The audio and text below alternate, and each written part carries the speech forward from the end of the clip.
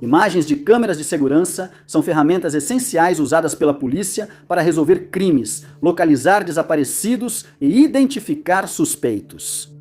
Mas há muitos casos em que esse tipo de gravação só aprofunda o mistério, e muitos desses casos permanecem sem solução há décadas. Número 10. Lester Raymond Jones Jr., também conhecido pelos mais próximos como LJ, é originalmente do Mississippi, onde nasceu em 1983. Seus amigos dizem que ele era muito próximo da mãe e é amigável, gostando de fazer os outros rirem. Em 2020, ele estava prestes a se formar na Universidade Estadual do Mississippi, onde cursava engenharia bioquímica. Durante o mestrado, ele ingressou na fraternidade Omega Psi Phi e logo se aproximou de alguns membros. No dia 11 de janeiro, tudo mudaria para a família de Lester. Naquela manhã, ele dirigiu 1 hora até Tupelo para ver a mãe e o irmão, mas depois seguiria para Jackson visitar irmãos de fraternidade. A viagem costumava durar 3 horas, mas Lester estava animado para ver os amigos, e sua mãe contou que não notou nada estranho em seu comportamento. Ele se despediu da família e foi para Jackson, mantendo os detalhes da viagem um mistério. A última vez que Lester apareceu em câmeras de segurança foi em um posto Exxon, na Lakeland Drive, em Flowood. Ele foi visto estacionando o carro, entrando na loja e usando o banheiro. Depois ele saiu da loja, entrou no carro e foi visto indo para Jackson. Faltavam só 15 minutos de viagem, o que torna seu desaparecimento ainda mais estranho. Os amigos de Lester se surpreenderam com sua ausência e investigadores acham que ele nunca chegou a Jackson. Quando a mãe de Lester ligou para ele e não teve resposta, ficou preocupada que algo tivesse acontecido. Após dias sem notícias, ela contatou o pai dele na Califórnia, que também tentou falar com Lester, sem sucesso. Os irmãos de fraternidade de Lester não conseguiram contato, mas depois souberam que ele deixou o celular no banheiro do posto de gasolina. Isso era comum, pois Lester costumava perder o celular. De início, isso não causou grandes preocupações. Quando as imagens das câmeras de segurança do posto de gasolina foram verificadas, não mostraram nada fora do comum e, por enquanto, presumiu-se que Lester simplesmente não conseguiu entrar em contato com ninguém que conhecia. Como ele estava sem celular, a polícia não rastreou seus movimentos. Depois, descobriram que ele falou ao telefone com um irmão de fraternidade por cerca de 8 minutos, o que os homens depois negaram. Após várias perguntas e orientação de um advogado, ele finalmente admitiu que ele e Lester conversaram ao telefone naquela noite. Ainda não se sabe o tema da conversa, pois esses detalhes não foram divulgados ao público. O caso de Lester estava sem solução há anos e ele nunca foi encontrado. Alguns acham que irmãos de fraternidade participaram do desaparecimento dele, outros acreditam que ele foi ao México por razões desconhecidas. Ele é descrito como tendo cabelo castanho, olhos pretos, medindo cerca de 1,80 e 3 metros de altura e pesando 93 quilos. Nas imagens de segurança, ele veste camisa e jeans azuis, sendo identificado por tatuagens com iniciais. LJ no peito, outra com o nome Jesus nas costas e um cachorro da raça Pitbull no braço esquerdo. E a frase, viver é sofrer, sobreviver é encontrar sentido e o sofrimento nas costas. Qualquer pessoa que tiver mais informações sobre o caso dele deve entrar em contato com o Departamento de Polícia de Starkville pelo número 662-323-4134, número 9. Em 2024, a polícia de Burlington, Ontário, acreditava que uma série de assaltos realizados em joalherias da região poderia estar ligada ao mesmo grupo de assaltantes. E eles divulgaram imagens das câmeras de segurança dos incidentes, caso alguém que reconhecesse os suspeitos viesse a público com informações que levassem à localização deles. Em dezembro daquele ano, investigadores foram acionados a uma joalheria no Fairview Mall, após assaltantes mascarados quebrarem vitrines com martelos e levarem joias. As imagens recuperadas depois mostraram os ladrões fugindo da loja após o assalto, com o que parece ser a equipe de segurança logo atrás. Os homens fugiram em um carro, mas sofreram um acidente ao tentar escapar. Os homens saltaram do carro e fugiram a pé. E felizmente, as pessoas inocentes no outro veículo não ficaram feridas. Esse foi um dos 43 roubos do tipo Smash and Go registrados em 2024, aumentando a preocupação das autoridades. No dia 5 de dezembro daquele ano, o carro foi usado para arrombar a frente de uma joalheria. Em seguida, os suspeitos entraram na loja exibindo armas de fogo, começaram a quebrar as vitrines e depois fugiram. Nesse caso, 4 pessoas foram detidas, mas muitos outros roubos continuam sem solução. Um dia antes, no assalto ao Fairview Mall, 6 foram presas e 6 escaparam, permanecendo foragidas.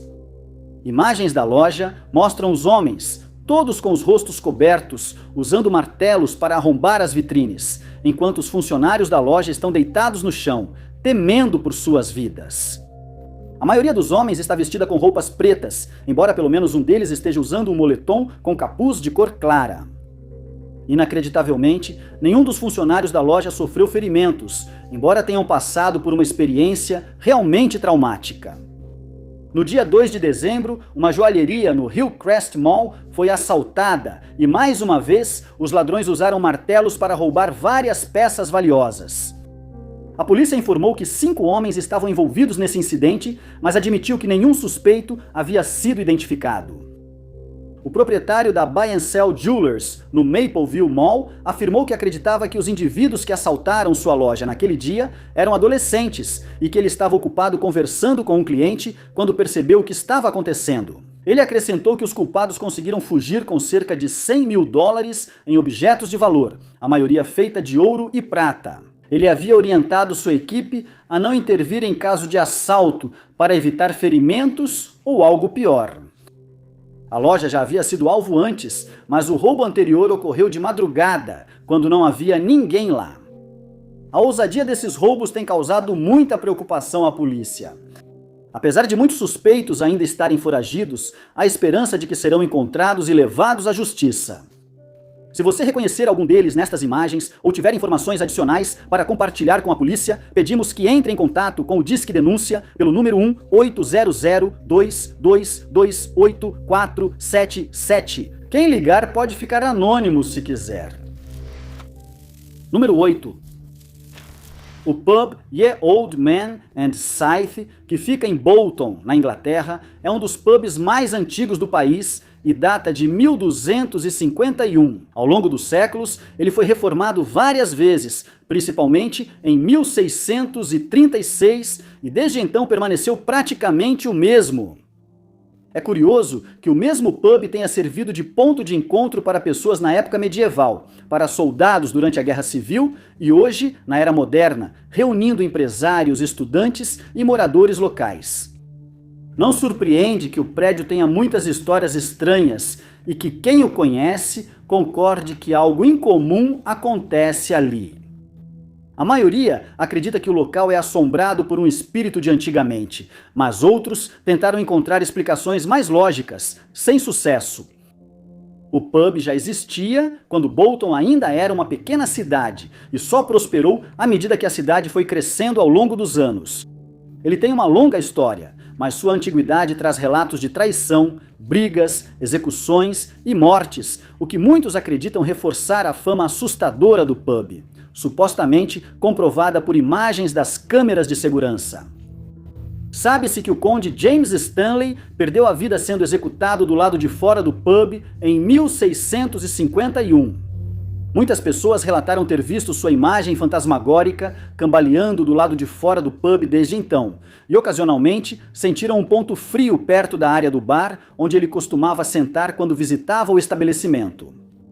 Há relatos de que uma garçonete do pub pode ser ouvida chorando no porão com frequência. Visitantes viram canecas atrás do bar se movendo, como se ela ainda as limpasse, lustrasse e chorasse sem parar. Às vezes, as luzes do pub piscam de repente, fazendo muitos acreditarem que o local é assombrado, enquanto outros dizem que, por ser um prédio antigo, pode ser só fiação ruim. Em 2014, imagens das câmeras de segurança do pub foram divulgadas na internet e convenceram muitos de que há algo sinistro no Ye Old Man in Scythe. As imagens começam às 6h17, com o pub totalmente vazio e a maioria das luzes apagada. Primeiro, as luzes piscam rapidamente e a figura de uma pessoa surge no fim do bar, mas desaparece logo, como se nunca tivesse estado ali. Depois, tudo silencia, e Richard Greenwood, dono do bar, só soube do ocorrido ao checar as imagens de segurança. Enquanto falava com a mídia sobre as imagens, Greenwood afirmou que o pub é assombrado por 53 espíritos diferentes. Ele procurou um grupo de investigadores paranormais que gravou vozes desencarnadas com equipamentos especializados, confirmando suas suspeitas de que o pub é assombrado. Um artista chamado Liu Ping Wang afirmou que conseguiu prender um dos fantasmas no banheiro masculino. Depois, capturou-o usando um dispositivo especialmente criado e o colocou em exibição no Centro de Arte Contemporânea Chinesa, em Manchester. Essa afirmação foi descartada pela maioria, mas muitos seguem convictos de que o pub está cheio de espíritos do passado e que eles continuarão lá por muitos anos. Número 7. Vivemos em uma era em que a tecnologia se tornou uma parte normal e essencial do nosso dia a dia. A maioria de nós vê isso como uma conveniência, mas também causou muita ansiedade em muitas pessoas, já que agora sabemos, sem nenhuma dúvida, que muitas pessoas estão sendo monitoradas através de seus dispositivos inteligentes. Isso se deve às confissões da Agência de Segurança Nacional, que admitiu a coleta de metadados sob o Patriot Act. Isso incluía dados de ligações telefônicas feitas por cidadãos comuns que não tinham feito nada de errado e, portanto, não deveriam ter sido monitorados de forma alguma.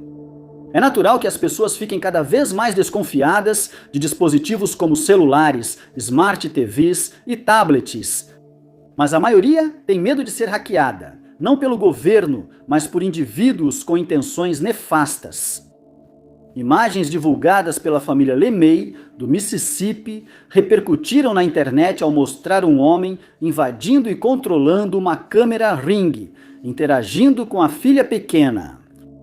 Ashley LeMay, mãe da menina, disse que decidiu instalar uma câmera no quarto da filha para poder vigiá-la enquanto trabalhava à noite como enfermeira. Ela acrescentou que considerou várias câmeras diferentes e, depois de muita pesquisa, escolheu esse modelo em particular. Uma noite, como mostrado nas imagens, sua filha entrou no quarto depois de ouvir barulhos estranhos vindos de lá e então começou a ouvir a voz de um homem saindo da câmera. Ela pôde ser ouvida perguntando: "Quem é você?" Ao que o homem responde de forma assustadora: "Eu sou seu melhor amigo, eu sou o Papai Noel."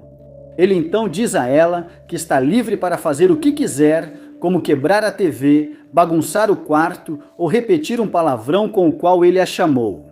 Ela então sai do quarto, claramente apavorada e desconfortável, e pode ser ouvida chamando por Ashley. "Eu sou seu melhor amigo. Você pode fazer o que quiser agora. Pode bagunçar seu quarto, pode quebrar sua TV, pode fazer o que quiser. Vamos lá, consegue dizer a palavra mágica? É Natal. Eu sou seu melhor amigo. Eu sou o Papai Noel." Este é só um dos vários incidentes desse tipo ocorridos ao longo dos anos. Em um dos casos, um pai conseguiu ouvir um homem falando através de uma câmera que estava colocada no balcão da cozinha e, após entrar em contato com o fabricante, foi informado de que o dispositivo realmente havia sido hackeado. Embora a empresa afirme que esses hacks ocorrem devido ao uso de senhas fracas, eles não explicaram por que a autenticação em 2 etapas não é obrigatória quando as câmeras são instaladas. Eles incentivaram os clientes a usar o recurso, mas muitos acham que deveria ser obrigatório, não só uma opção.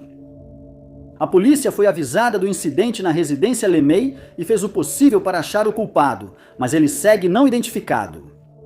Rastrear os hackers é uma tarefa quase impossível e, por isso, as autoridades têm incentivado os usuários a garantir que seus dispositivos estejam configurados corretamente e de forma segura para impedir que hackers tentem acessar suas vidas diárias.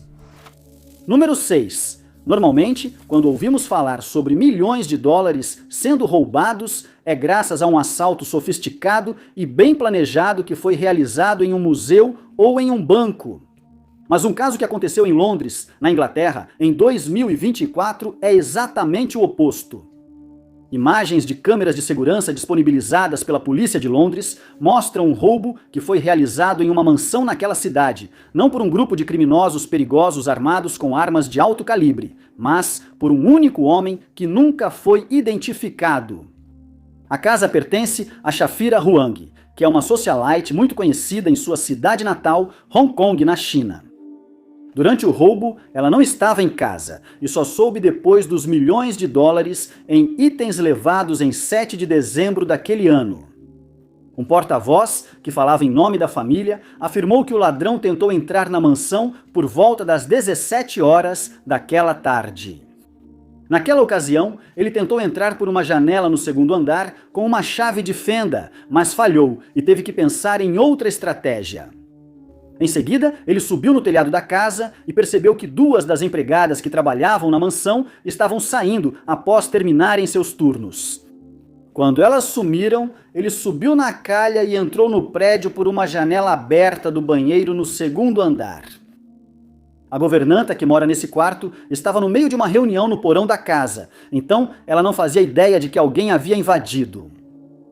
O porta-voz acrescentou que o ladrão teve que se mover muito silenciosamente, como um gato, já que não derrubou nenhum cosmético, não deixou marcas de raspão e aparentemente foi completamente silencioso enquanto se movia pela propriedade. Ele ignorou os 300 dólares sobre a mesa e passou a buscar itens mais valiosos.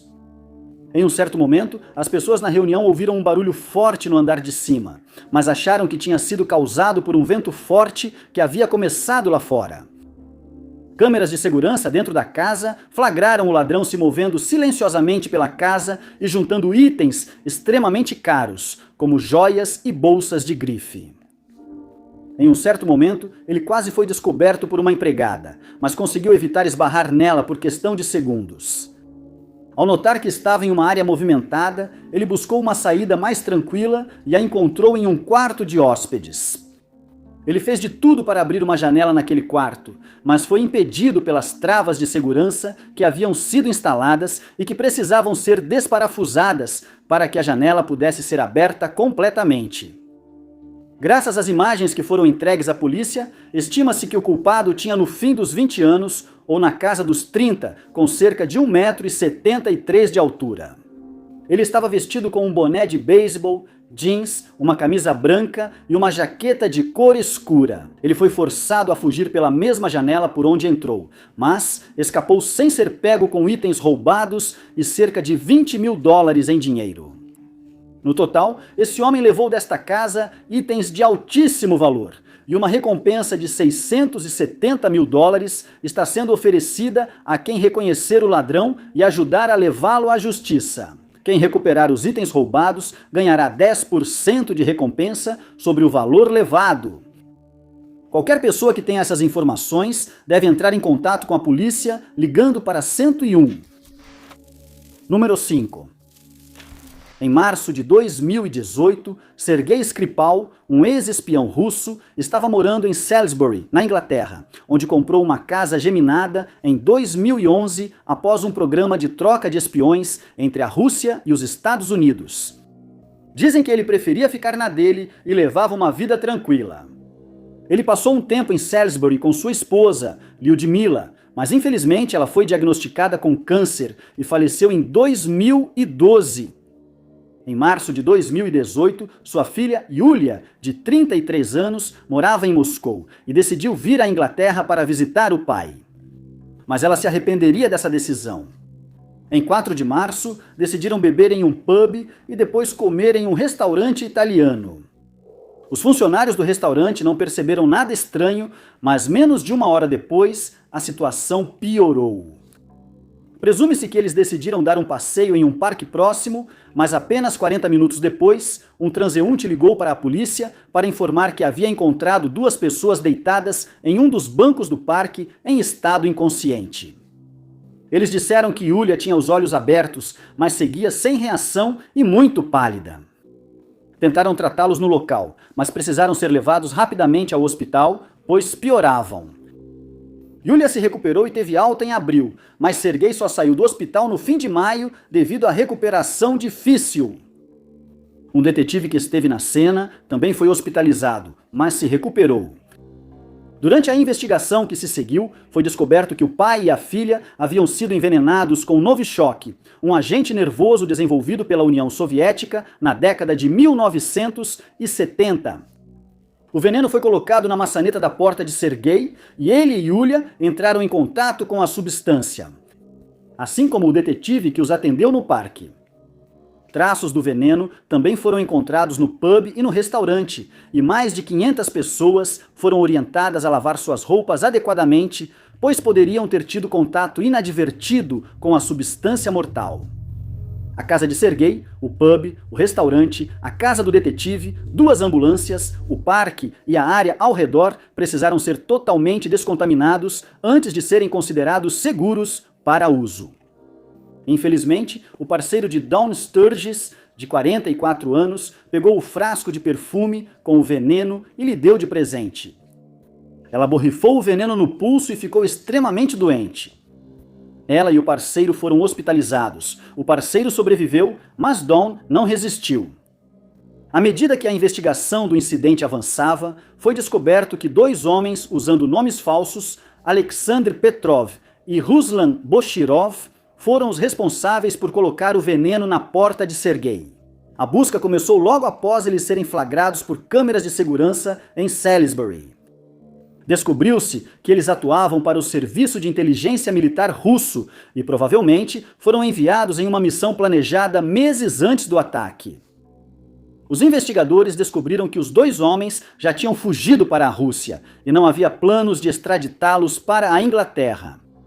O governo russo negou qualquer conhecimento sobre a operação e, como resultado, o Reino Unido e os Estados Unidos impuseram sanções à Rússia. Os culpados, neste caso, provavelmente nunca enfrentarão a justiça por suas ações, apesar de terem sido identificados e serem conhecidos pelas autoridades competentes. Número 4. A polícia de Chester, na Inglaterra, fez vários apelos ao público para que apresentasse informações que pudesse ter sobre o desaparecimento de Martin Conway, de 39 anos, que não entrou em contato com nenhum de seus amigos ou familiares há meses. Martin, que também é conhecido pelo nome Kimberly, está sendo procurado não apenas por sua família e pela polícia em relação ao seu desaparecimento, mas também deveria ter se apresentado à delegacia local, já que é procurado devido a uma ordem de retorno à prisão. Poucos detalhes foram divulgados sobre o caso de Martin, e os investigadores não liberaram informações sobre o crime que o levou à prisão. O sistema de retorno à prisão funciona assim. Após a condenação, a pessoa pode ser liberada antes do tempo, dependendo da gravidade da infração. Mas eles não são realmente libertados para retomar suas vidas como antes, já que precisam se abster de cometer novos crimes. Se violarem essa condição da liberação, como Martin, são presos de novo e cumprem o restante da pena. O sistema se assemelha ao de um prisioneiro em liberdade condicional, mas no Reino Unido isso é chamado de license. Além disso, o indivíduo não precisa necessariamente cometer um crime para ser reconduzido à prisão, já que qualquer comportamento problemático ou arriscado pode fazer com que ele seja considerado uma ameaça à sociedade, e então ele é colocado de volta atrás das grades. Isso sugeriria que Martin não cometeu um crime muito grave, já que detentos que cometem certos crimes geralmente não são elegíveis a esse tipo de liberdade. Mas isso ainda é especulação. Também não foi determinado se o desaparecimento dele tem alguma relação com o fato de ter sido reconduzido à prisão, mas muitas pessoas especularam que ele simplesmente decidiu se esconder para fugir da lei. Martin foi visto pela última vez em Cheshire, onde câmeras de segurança registraram sua presença e essas imagens foram divulgadas ao público. As imagens foram capturadas nos dias 1 e 2 de fevereiro de 2026 e nada nelas sugere que ele estivesse em aflição. Falando à imprensa, um porta-voz da polícia afirmou que Martin tem ligações com Ellesmere Port, Chester e Wirral. Moradores dessas áreas devem avisar a polícia imediatamente se o virem, para que ele seja localizado e recapturado.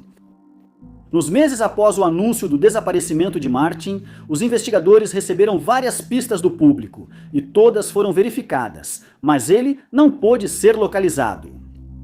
Os moradores do centro da cidade de Cheshire foram orientados a verificar seus galpões e outras construções externas, caso Martin tenha decidido procurar abrigo ou se esconder das autoridades em uma dessas estruturas.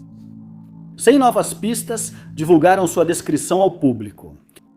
Ele tem cabelo castanho claro, olhos azuis, mede 1,70 m, é magro e foi visto pela última vez com casaco preto de capuz, com forro de pele, calça moletom cinza e tênis branco. Se viu Martin ou sabe onde ele está, entre em contato com a polícia de Cheshire pelo 101. Número 3. É impressionante quantos casos de desaparecimento têm início quando alguém sai de um hospital sem ser notado e nunca mais é visto por amigos ou familiares.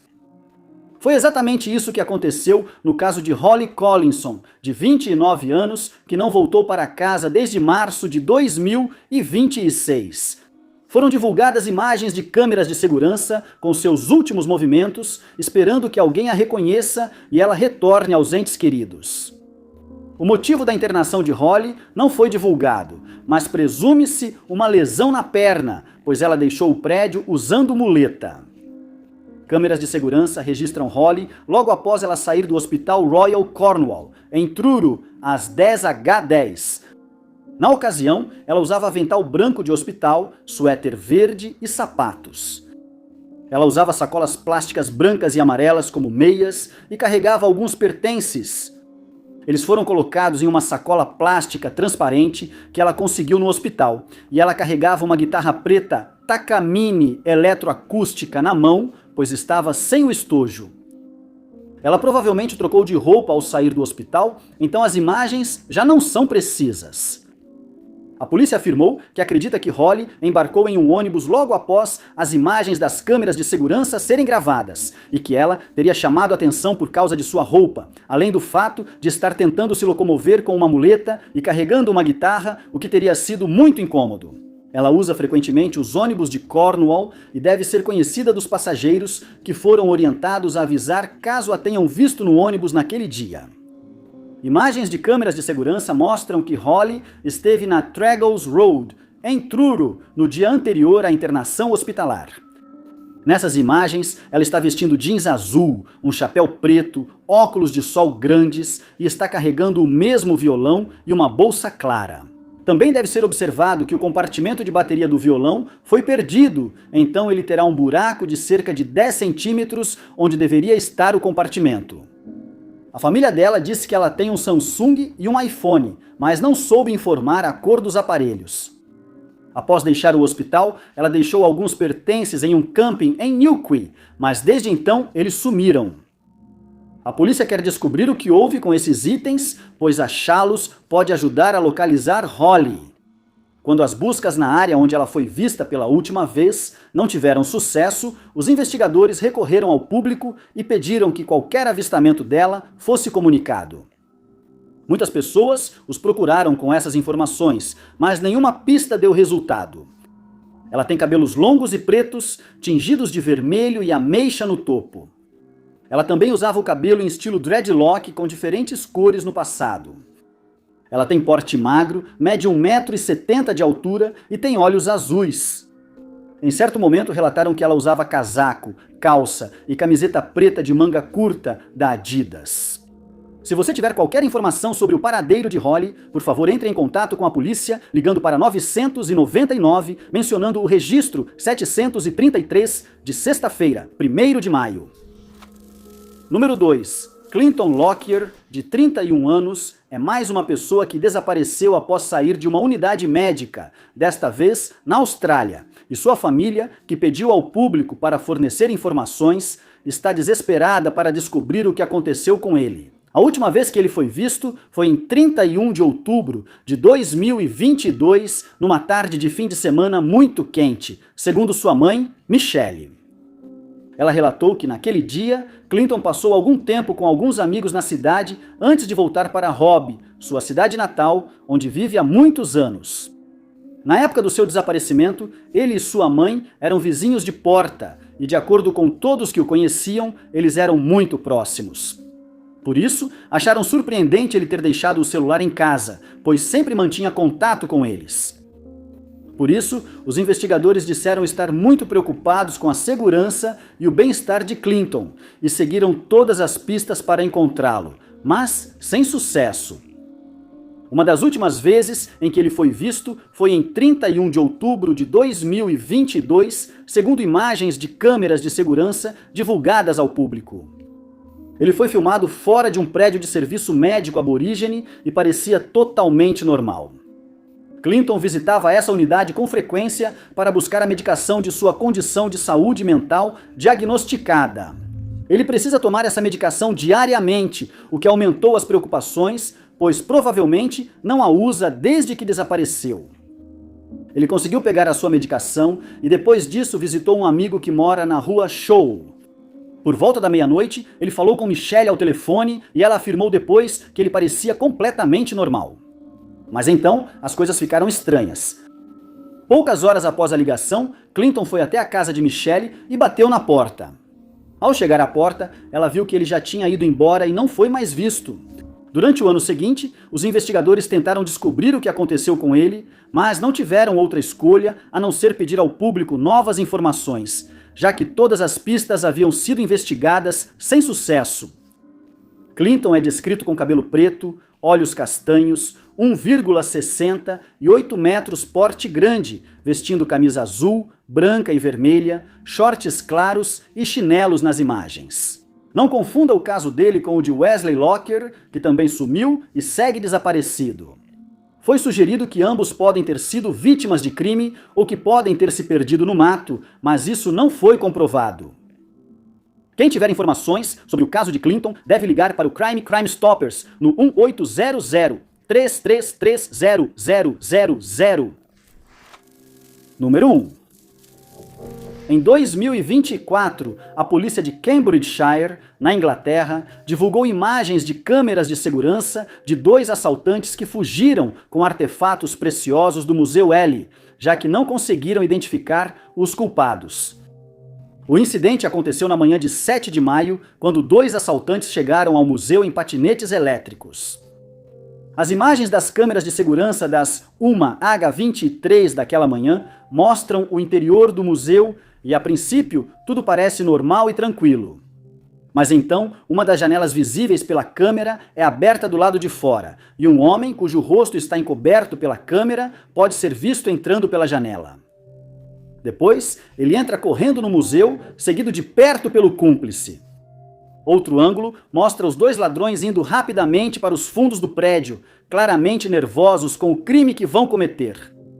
Depois, eles voltam para a frente do prédio com 2 itens, saem pela mesma janela e fogem sem deixar rastros. Os itens que foram roubados incluem um torque de ouro de East Cambridgeshire, um colar de ouro maciço de 3.000 anos que foi descoberto em um campo arado em setembro de 2015. Ele foi vendido ao museu por 220 mil libras, o que equivale a cerca de 295 mil dólares. A compra do torque só foi possível graças a uma doação de 10 mil dólares da Associação do Museu, legado de Beecroft e fundos adicionais do National Heritage Memorial Fund, Arts Council England, Victoria and Albert Museum Art Fund, Headley Trust e doações de moradores locais. O segundo artefato é uma pulseira de ouro da Idade do Bronze, que data de cerca de 3.000 anos atrás. Ela foi descoberta por um detectorista de metais em East Cambridgeshire em 2011 e a perda desses 2 itens deixou a comunidade em choque. Após o roubo ser comunicado à polícia, o museu buscou impressões digitais, mas nada foi encontrado, nem pistas que revelassem os culpados ou ajudassem na localização deles. Acredita-se que as scooters estavam sendo conduzidas no estacionamento do museu e nas passarelas para pedestres atrás do museu antes e depois do roubo ter sido cometido. Eles também podem ter ido aos escritórios do conselho próximos e ao estacionamento Grange.